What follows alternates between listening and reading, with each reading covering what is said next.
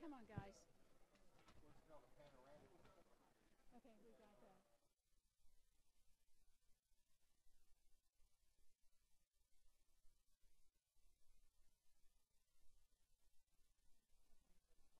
No, it's all right.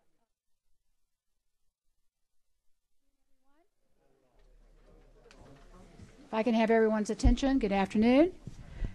We certainly are well over the number of members that we have. Thank you very much to all the representatives for being prompt and attending the first meeting. Thank you very much. So I will call this meeting to order. Welcome back, everybody. We do have some new members to the committee, and I want to welcome them. When I call your name, stand up, wave, do something so people can see you. Trey Kelly, something like that. Glad to have you. He's moved some health care bills for us, and especially trying to help some of our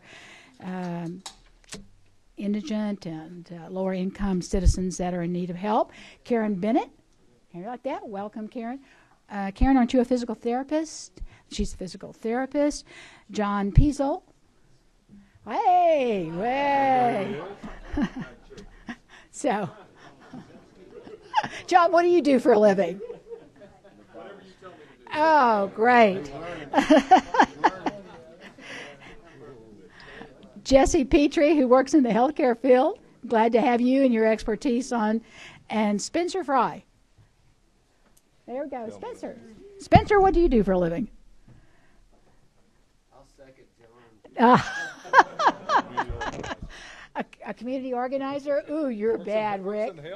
Habitat for Humanity. Okay, there we go. So anyway, we're glad to have everybody. We have a great committee, a large committee, but we need that for the issues that we take. So first order of business, will you look in your folders, and there are rules for the committee. I am proposing that we adopt the ones we had last year, but just give them a quick look over. They're ones that we have functioned under for, what, about 4 years now, I think.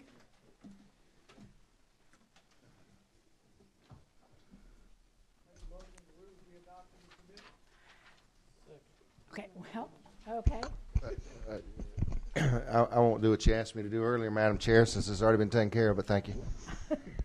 So, people are Johnny on the spot. I think the only thing that we've ever had to change, and even though we have a good committee turnout today, is sometimes that we have real trouble getting 11 people here, and so that is our quota that we can go forward with. So I hope we have this good a turnout every time we get together. So thank you very much. Okay, we've had a motion and a second that the rules be adopted as presented from in your folders. Do I hear any discussion? No discussion. Everyone in favor say aye. Aye. Anyone opposed? No.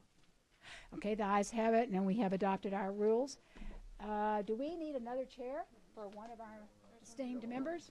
Come on through. There's one up here, too. Oh, okay, so we still have another one. Okay. We have one bill out today, and that would be the bill that I'm presenting. So, Rick, would you like to take over? Yes, Okay.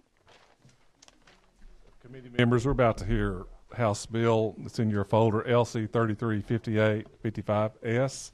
If you'll take a moment, just familiarize yourself with it, as Madam Chairman. This sub, 5855S sub. Substitute for House Bill 47. You'll just take a minute as Madam Chairman gets to the podium and familiarize yourself. We need Chairman Pruitt needs a folder.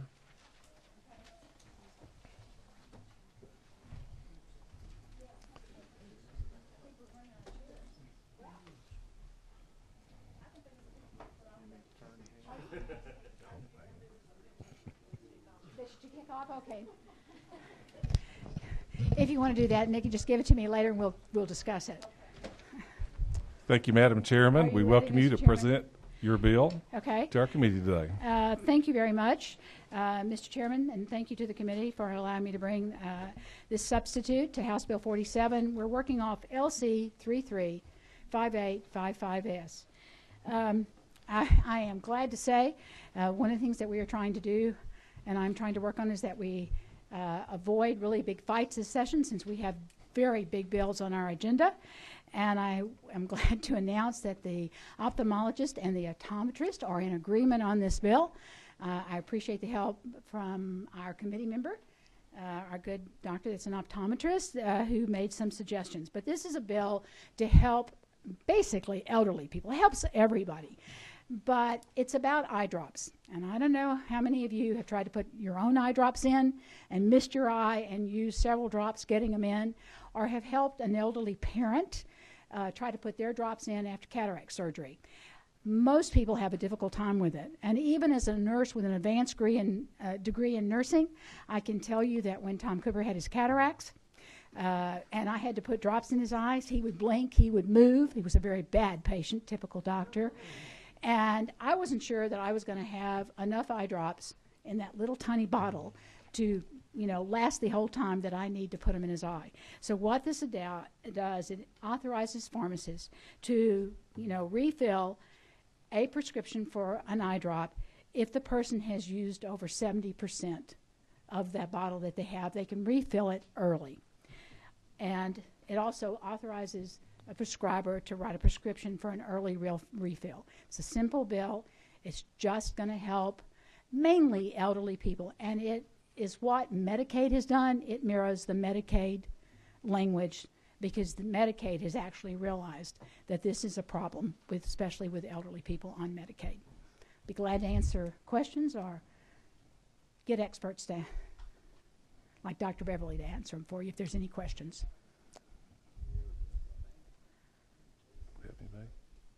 No, ma'am. Doesn't look like we have any questions for you. Okay. Well, I would appreciate your favorable consideration of the substitute to House Bill 47 then. We do have one person signed to speak. Pardon? Oh, pardon me. Pardon me, Chairman Cooper. We do have a question. Representative Mitchell. Oh. We're not at that point yet. Well, I just had a question as I started to come back up to my seat. There is no requirement that the third-party payer has to pay for this. It could be that a patient would have to pay for the extra medicine themselves. But at least, if they have to pay for it, they at least have the eye drops that can be so vital to whatever condition is being treated. And it gives them that option even if they have to pay for it. So there's no mandate on the insurance companies or anyone to pay for it. But like I say, this language mirrors Medicaid. So for most people, the Medicaid will be paying for it. Thank you, Chairman Cooper. Requested to speak is Marcus Downs from MAG.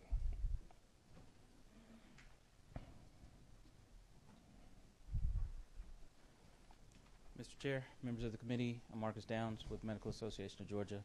I want to thank Madam Chair Cooper for bringing this bill forward. We only stand to say that we are in full support of this.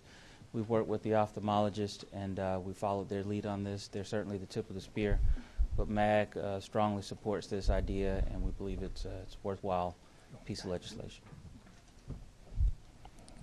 Did any of the committee members have a question for Mr. Downs? No. Thank you, sir.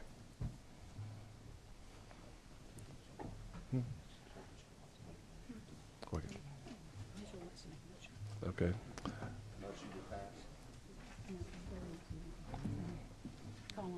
Oh, Representative Mitchell. Mr. Chairman, is it appropriate now to make a motion? Yes, it is. Thank you. I move to pass. Second.